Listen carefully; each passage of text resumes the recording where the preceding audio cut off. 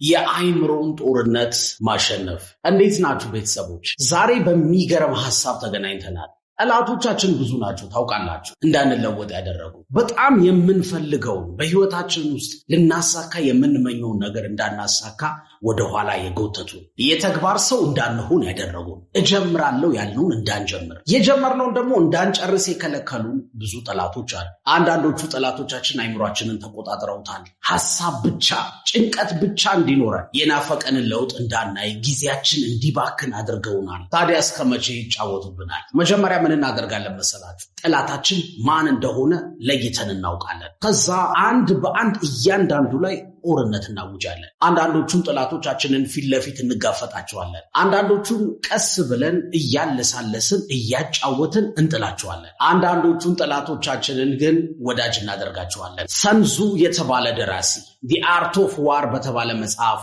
ከ1000 ዓመታት በፊት የተጻፈ እንደዚህ ይለናል። ራስህንም ጠላቶችህንም የምታውቃቸው ከሆነ 100 ጦርነት አያስፈራህም። ራስህን ብቻ የምታውቅ ከሆነ ጠላቶችህን የማታውቃቸው ከሆነ ግን ብታሸንፍ እንኳን ነገ የመሸነፍ የመውደቅ ስጋት አለብህ። ጠላትህንም ራስህንም የማታውቅ ከሆነ ግን ሁልጊዜም በጦርነት በዝረራ ትሸነፋለህ ይለናል። ስለዚህ ራሳችንንም ጠላታችንንም የምናውቅበት ቪዲዮ ይሆናል ማለት ነው። ህይወታችንን እስከ መጨረሻው የሚቀይሩ ውሳኔዎችና ስትራቴጂዎችን እናወራለን። ሮበርት ግሪን ዓለም ያጨበጨበለት ድንቅ ደራሲ ነው። 33 ስትራቴጂስ ኦፍ ዋር በሚለው መጽሐፉ የሚገራርሙ 33 የጦር ህጎችን አስቀምጧል። ህጎቹ ጦርና ታንክ መድፍና መትረየስ ታጥቀው ለሚደረጉ ጦር ሜዳ ላይ ለሚደረጉ ጦርነቶች ብቻ አይደለም። በዚህ ዓለም ላይ ከራሳችን ጋር ላለን ግንኙነት፣ ከሰዎች ጋር ላለን ግንኙነት፣ አይምሯችን ውስጥ ለሚደረጉ ማንኛውም አይነት ጦርነቶች፣ የሐሳብ የጭንቀት ችግሮች በሙሉ መፍትሄ ናቸው። በጣም የሚያስገርመኝ የመጀመሪያው ህጉ ነው።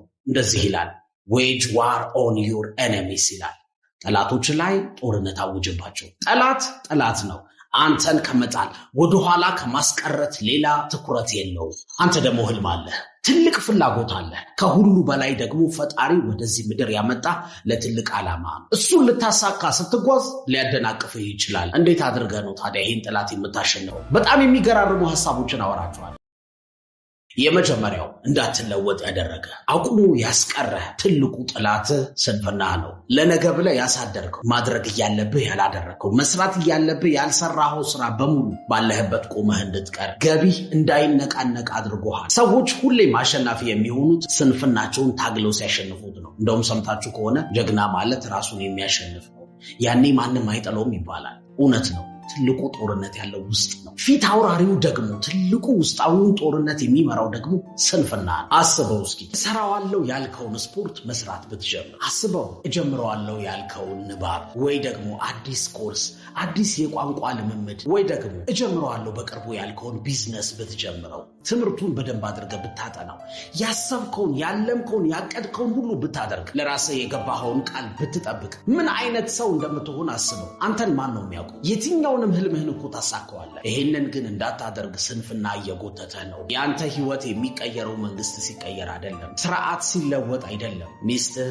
ጓደኞችህ፣ ቤተሰቦችህ፣ በዙሪያ ያሉ ሰዎች ጸባያቸው ሲስተካከል አይደለም። ስንፍና ከስልጣኑ ሲወርድ ነው። በአንተ ህይወት የሚያዘው ማን? አንተ ነህ ወይስ ስንፍና? እስኪ ተመልከት። አንዳንድ ጊዜ ደክሞሃል፣ ተኛ። ኧረ ተኝተህ አርፍድ። ለምን ቲቪውን አታይም? አሁን እኮ ደብሮሃል። ፈታ የሚያደርግን የሚያስቅህን ነገር በስልክ ክፈት። እንዲህ አድርግ እያለ የተቆጣጠረ ስንፍና ነው። እሱን የተቆጣጠረ እንዳትለወጥ ያደረገ እሱ ላይ ጦርነት አውጅ።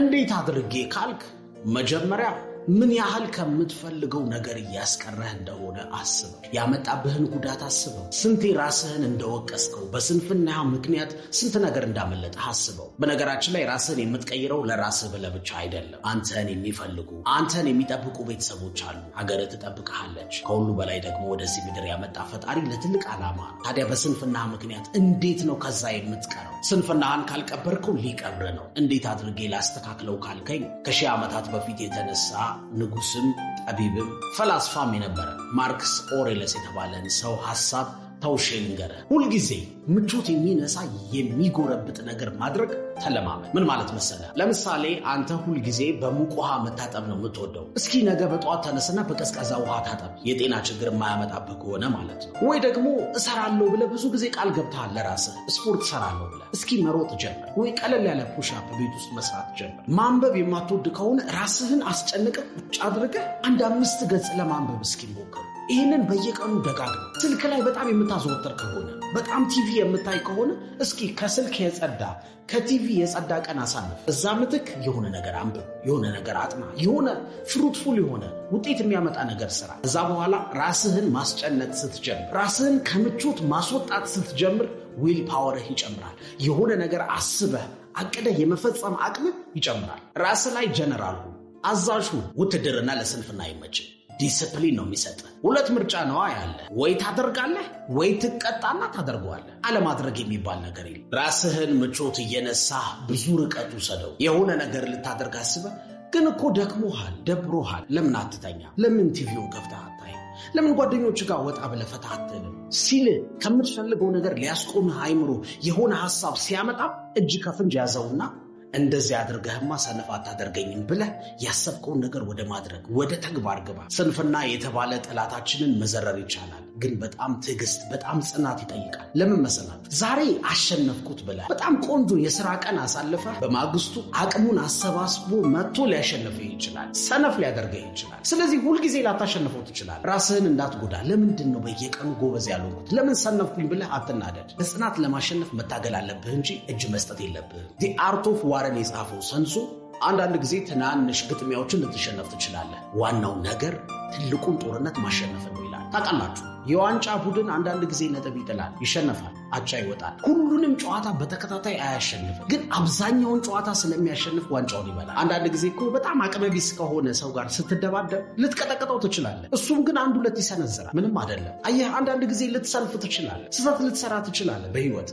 ነገ በጠዋት እነሳለሁ ብለህ ተኝተህ ልታረፍድ ትችላለህ። የሆነ ነገር አደርጋለሁ ብለህ ልትሰልፍ ትችላለህ። ችግር የለውም። በማግስቱ ግን ራስህን መልሰህ አነቃቅተህ ወደ ስራ ግን ስንፍናህ ላይ ጦርነት አውጅበት። ሁለተኛው አይምሮህን ተቆጣጥሮ እንዳትለወጥ በሰዎች ለውጥ እንድትቀና የሚያደርግህ አንተን ባለህበት የሚያስቀር ትልቁ ጠላትህ ፍርሃት ነው። ብዙ አይነት ፍርሃት አለ። ያመኑበትን ለማድረግ የሚፈሩ ሰዎች አሉ። ብዙ ነገር መጀመር ይፈልጋሉ። አዲስ ነገር ውስጥ መግባት፣ አዲስ ቢዝነስ፣ አዲስ ስራ፣ አዲስ ነገር። ግን ቢበላሽብኝስ? ሰዎች ምን ይሉኛል ብለው የሚፈሩ ብዙ ሰዎች አሉ። አንዱ አንተ ልትሆን ትችላለህ። ከስንፍና ቀጥሎ እንደ ፍርሃት የሰው ህይወት ላይ ጢባ ጢቤ የሚጫወት ነገር የለም። ብዙ ሰዎች ዕድሜያቸው 70 እና 80 ካለፈ በኋላ በህይወታችሁ መለስ ብላችሁ ሄዳችሁ ማስተካከል የምትፈልጉት ነገር ምንድን ነው ሲባሉ በጣም የሚቆጨኝ ይላሉ። ድሮ አደርጋለሁ ብዬ ሰዎችን ፈርቼ ወይ እንዲህ ቢሆንስ ብዬ ያላደረግኳቸው በፍርሃቴ ምክንያት ያጣኋቸውን ነገሮች ተመልሼ ሄጄ ባደርጋቸው ብለው ይላሉ። አየህ፣ ብቻህን አይደለም፣ ብዙ ሰዎች ይፈራሉ። እስረኛው 2 ምርጫ ቀረበለት። አንደኛው እዚህ ገመድ ላይ ተንጠልጥለህ ብትሞት ይሻላል ወይስ በዚህ ድቅድቅ ጨለማ ውስጥ ብታልፍ ይሻላል ተብሎ 2 ምርጫ ተሰጠው። ምን አለመሰላችሁ? መጀመሪያ ገመዱን አየው የሚንጠለጠልበት፣ ከዛ ደግሞ ጨለማውን፣ ድቅድቅ ጨለማውን በደንብ አድርጎ አየውና ቶሎ ወሰነ። አይ እዚህ ገመድ ላይ አንጠልጥሉኝ አለ። ሰዎቹ ግን የሚያስቃችሁ እንደዚህ አሉት፣ ያ ድቅድቅ ጨለማ ማለት ትንሽ ብትጓዝ ኖሮ ነፃ ያወጣህ ነበር፣ ከቤተሰቦች ያገናኝህ ነበር፣ ወደ መንገድ ያወጣህ ነበር፣ ከእስር ይፈታህ ነበር፣ አመለጠህ። አንተ ግን ገመዱን መረጥክ አሉት። አንዳንድ ጊዜ በህይወታችን የምንፈራቸው ነገሮች መድረሻቸውን ስለማናውቅ ነው። ቀጥሎ ምን እንደሚፈጠር ስለማናውቅ ነው። ግን ምናልባት ህይወታችንን የሚቀይሩ ነገሮች ይሆናሉ። ከምቾት መውጣት እንፈራለን። ለምን? እንዲህ በሆነስ፣ ይሄ ነገር ቢገጥመኝስ እንላለን። አስቂኙ ነገር፣ በጣም ወሳኙ ነገር ያለው፣ ጣፋጩ ነገር ያለው፣ ህይወታችንን የሚቀይረው ነገር ያለው ከፍርሃታችን ጀርባ ነው። እሺ ፍርሃቴን እንዴት አድርጌ ላጥፋው ካላችሁ፣ ፍርሃት የሚጠፋው በዝግጅት ነው፣ በጭፍን ድፍረት አይደለም። የጦር ስትራቴጂ የሚተነትኑ ፖለቲካ የሚተነትኑ ሰዎች በአንድ ነገር ይስማማሉ። በጣም ጀግና ማለት ወደ ጦርነት ሳይገባ ደም ሳያፋሰስ ምንም አይነት እልቂት ውስጥ ሳይገባ ጦርነቱን ገና ከጅምሩ የሚቋጭ ነው ይላሉ። ምን ማለት መሰላችሁ? የሚዘጋጅ ሰው፣ አቅሙን ያፈረጠመ ሰው ማንም ሊዋጋው አይሞክርም። ለምሳሌ የትኛው ሀገር ነው ከአሜሪካ ጋር መፋለም የሚፈልገው? ገና መዋጋቱን ሲያስብ ወይ ድምጥማጤን ነው የምታጠፋኝ፣ አረፌ ልቀመጥ ነው የሚለው። አየህ፣ አንተም ራስህን ብቁ ስታደርግ፣ ራስህን ስታዘጋጅ በእውቀት፣ በልምድ፣ በገንዘብ፣ በማንኛውም ነገር ራስን እያዘጋጀ ስትሄድ ፍርሃት ራሱ ይፈራሃል። ቀስ እያልክ ነው ፍርሃትን የምታሸንፈው። በትንሹ በፕሮሰስ ራስ ላይ እየሰራ ከዛ ኮንፊደንስን እየገነባ ቀስ እያልክ ጭራውን ትይዘዋለህ። ያኔ ራስህን መለወጥ ትጀምራለህ። የሚያስፈራህን ነገር ትጋፈጠዋለህ። ነገር ግን በአንድ ጊዜ ከመሬት ተነስተህ ፊት ለፊት መጋጨት የለም ወይም ፊት ለፊት ፍርሃትህን መላተም የለብህ። ያ ዋጋ ያስከፍልሃል። ስለዚህ ተዘጋጅ። በህይወትህ በጣም ትልቅ ነው የምትለው የምታስበውን ለማሳካት ምንድን ነው የሚያስፈልግ? ምን አይነት ዝግጅት ነው የሚያስፈልግ? ምን አይነት የትምህርት ደረጃ፣ ምን አይነት እውቀት፣ ምን አይነት ልምድ፣ ምን አይነት የገንዘብ ሴቭ ማድረግ ነው የሚያስፈልግ? በትንሹ ብትጀምረውስ? ስቴፕ ባይ ስቴፕ እያልክ የፈራኸውን ነገር ብትዳፈረውስ? ህይወትህ እስከ መጨረሻው ይቀየራል። ሶስተኛው ትልቁ ጠላቶችህ ዓላማ እንዳይሳካ መሰናክል የሆኑ ሰዎች ናቸው። ሁሉም ሰው ለአንተ መልካም ሊሆን አይችልም። እንኳን አንተ የሃይማኖት መሪዎች፣ መስራቾች፣ ነቢያቶች ሳይቀር በሰዎች ተገፍተዋል። መልካም ሆነው ሳለ የሰዎች ምላሽ ግን ኔጌቲቭ ይሆናል። ስለዚህ ሁሉም ሰው ይወደኛል ብለህ አታስብ። ሁሉንም ሰው ለማስደሰትም አትሞክር። እንደውም ሁለት አይነት ሰዎች አሉ። ከአንተ ዓላማ ጎን የሚሰለፉ፣ ዓላማህን የሚያግዙ፣ የሚያበረቱ፣ ወደፊት የሚገፉ። ሌሎቹ ደግሞ አውቀውም ይሁን ሳያውቁ ከዓላማህ በተቃራኒ የሚሰለፉ፣ የሚያደናቅፉ ሰዎች አሉ። እነዚህ ሰዎች ሁሌ ባለህበት ቆመህ እንድትቀር፣ እነሱን እንድትመስል በተለያየ ተጽዕኖ ሊያሳድሩብህ ይችላሉ። እነሱ የበሉትን በልተህ፣ የጠጡትን ጠጥተህ፣ ያጨሱትን አጨሰህ፣ የቃሙትን ቅመህ በእነሱ የአስተሳሰብ ደረጃ ወርደህ በእነሱ ተጽዕኖ ስር ሆነህ እንድትቀር የሚያደርጉ ሰዎች አሉ። እነዚህ ሰዎች ፊት ለፊት አይጫኑህም፣ በእጅ አዙር ግን ይቆጣጠሩሃል። ታዲያ መቼ ነው ከነሱ እስረኝነት ነፃ የምትወጣው? ጠላት ማለት ጎራ ለይቶ በግላጭ ፊት ለፊት የሚያጠቃ ብቻ አይደለም። አብሮ ሆኖ ስሜትና አይምሮህ ላይ የበላይነት ይዞ የሚነዳህም ጠላት ነው። እነሱ ላይ ነው ጦርነት የምታውጀው። የሆነ ነገር ስታስብ ኔጌቲቭ ነገር የሚነግሩ ሰዎች አሉ። ህልምህን፣ ዓላማህን፣ ያሰብከውን ነገር ስትነግራቸው ሁልጊዜ በፍጹም እንደማይሆን፣ አንተ ልታሳካው እንደማትችል፣ ይህ ነገር በአንተ አይምሮ መታሰብ እንደሌለበት የሚነግሩ ሰዎች አሉ። አትችልም፣ አርፈ ቁጭ በል፣ የት ልትደርስ ነው? በዚሁ መቀጠል አይሻልህም? አርፈ በዚሁ ብትጓዝ አይሻልህም? ያለንበት ሁኔታ እኮ አይመችም እያሉ ምኞቶችን ሁሉ ጨለማ የሚያለብሷቸው ሰዎች አሉ። እንደነዚህ አይነት ሰዎች ጋር መዋሉን አቁም። ውሎህን ቀይር። መድኃኒቱ እሱ ብቻ ነው። እነሱን አይምሯቸውን፣ አስተሳሰባቸውን መቀየር አትችልም። መጀመሪያ ራስህን ነው መቀየር የምትችለው። ስለዚህ ህይወት ምርጫ ነው፣ ትሬድ ኦፍ ነው።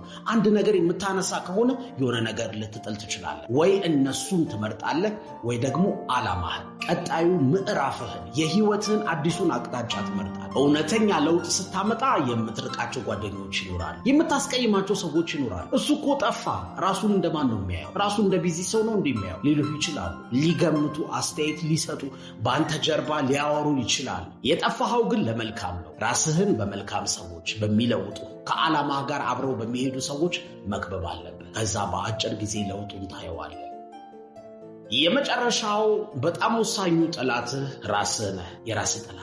እውነት እንነጋገር ከተባለ እኮ አንተ ራስህን የወቀስከውን ያህል የጠላኸውን ያህል ማንም አልወቀሰህም። ብዙ ሰዎች እኮ ራሳቸውን የሚያጠፉት በውጫዊ ምክንያት አይደለም፣ ከራሳቸው ጋር በጣም የለየለት ግጭት ውስጥ ገብተው። አንተን የሚቀይር ትልቁ ፓወር የተቀመጠው ደግሞ ውስጥ ነው። ውስጥ ስሜት፣ መንፈስ ሲጠነክር ምንም ነገር በዚህ ዓለም አያቆምህ። ውስጥ ሲልፈሰፈስ ግን የሰዎች መጠቀሚያ ትሆናለህ። የሆነ ነገር ሲበላሽ፣ የሆነ ጥፋት ስታጠፋ እየደጋገምክ ራስን የምትወቅሰው የምትሰድበው ከሆነ ኮንፊደንስህ ይጠፋና ስሜትህ፣ አቅም ሁሉ ኩምሽሽ ይላል። አንድ ጥያቄ ልጠይቃችሁ። ፍርድ ቤት ፈርዶበት እስር ቤት የገባ አንድ ወንጀለኛ የእስር ጊዜውን ጨርሶ ከወጣ ነፃ ሰው ነው አይደል? ፍርድ ቤቱ ጠርቶ አይ ባለፈው የቀጣን ቅጣት በቂ አይደለም፣ አሁን ልንጨምርብህ አስበናል ይሉታል?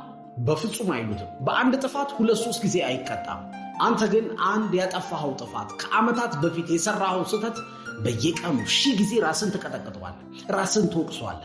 ወይኔ እንዲህ ባላደርግ ኖሮ፣ ይሄ ባይፈጠር ኖሮ እያልክ ትቆጫለህ። አንድ ጊዜ ራስህን ከወቀስከው አይበቃም። ለዛ ነው የራስህ ጠላት ራስህ ነህ የምንለው። እስካሁን ያሉት ላይ ጦርነት ነበር ያወጅ ነው። አሁን ግን ራስህ ላይ የምታውጀው ፍቅር ነው። ያደረካቸውን መልካም ነገሮች አስብ። ፈጣሪ ባይረዳህ፣ ጽናቱን ባይሰጥህ፣ ትዕግስቱን ባያድልህ የማታልፋቸው ብዙ ፈተናዎች ነበሩ። አንተ ስለሆንክ እኮ ነው እነዛን ከባድ ጊዜያት፣ አይታለፉም የተባሉ ጊዜያትን ያለፍከው። ራስህን ከምትወቅስ ይልቅ ፈጣሪ ያደረገልህን እያሰብክ ማመስገኑ በጣም ወሳኝ ነው። ኢነርጂ ይሰጥሃል፣ ጉልበት ይሰጥሃል። ትላንት ያሳካኸውን ስታስብ ነገ አያስፈራህም። ብዙ ነገር ማሳካት እንደምትችል ልበ ሙሉ ትሆናለህ። ራስህን አበርታው፣ ራስህን አጠንክረው።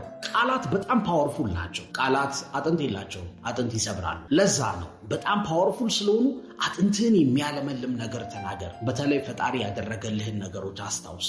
በዚህ ምድር ላይ በነፃ የተሰጡ ነገሮች ናቸው፣ በጣም ውድ። ይህንን አይንህን ስንት ሺህ ብር ትሸጠዋል? ስንት ሚሊዮን ብር ትሸጠዋል? በፍጹም የትኛው ሚሊዮን ብር እንደማይገዛው ታውቃለህ። ልብህን የትኛው ሚሊዮን ብር እንደማይገዛው ታውቃለህ። ውድ ነው ማለት ግን በነፃ ነው ያገኘው። እነዚህን ነገሮች አስብ። በዙሪያ ያሉህን ቤተሰቦችህን አስብ። በህይወትህ ያሳካኸውን አስብ። የደረስክበትን የትምህርት ደረጃ፣ የሥራ ደረጃ፣ የኑሮ ሁኔታ አስብና መልካሙን ለራስህ ንገረው። ራስህን አበርታው። መንፈስህ ይጠነክራል። ይሄንን ጠንካራ ስሜትና መንፈስ ይዘህ ምንም ነገር ታሳካለህ። ይሄኛውን ጠላትህን ወዳጅህ ካደረግከው በዚህ ዓለም ላይ አምቢሽየስ የተባለ በጣም ግዙፍ የተባለ ህልምህን ሳይቀር ማሳካት ትችላለህ።